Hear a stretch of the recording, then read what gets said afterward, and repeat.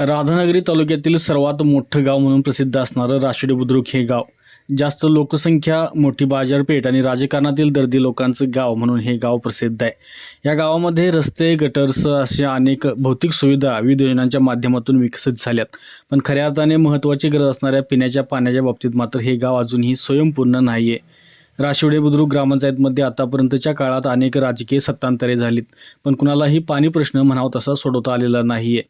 लाखो रुपयांच्या नळपाणी योजना राबवल्या आहेत, पण पाण्याचं दुर्भिक्ष्य मात्र संपलेलं नाही. आता अपुऱ्या पाणी साठ्यामुळे तर राधानगरी धरणामधून नदीपात्रात पाणी सोडलं जात नसल्यामुळे तर हा प्रश्न आता आणखीन गंभीर होताना दिसतोय. या ठिकाणी 2000 लोकसंख्या असणारा प्रभाग क्रमांक 2 मधील नागरिकांसाठी वेगळी नळपाणी योजना राबवली आहे. नदीपात्रातील अपुऱ्या पाण्यामुळे गेले 6 दिवस या ठिकाणी पाणीच आलेलं नाहीये. याबाबत अधिक माहिती घेतल्यास असं समजलं की या प्रभागासाठी जी नळपाणी योजना निर्माण केलेली आहे त्याच्या नदीतील जॅकवेलला पाणी पोहोचत नाही. त्यामुळे इथले नागरिक 5-6 दिवसा पाण्यापासून वंचित आहेत. आता नदीपात्रात पाणी नसल्यामुळे ही कुचंबना होते आहे हे खरं असलं तरी देखील अशा आणीबाणीच्या वेळी पर्यायी व्यवस्था असणे देखील महत्त्वाचे आहे. नदीमधील जे जॅकवेल आहे त्यामध्ये पाणी येण्यासाठी तळापासून 4-5 फुटांवर नळा टाकला आहे.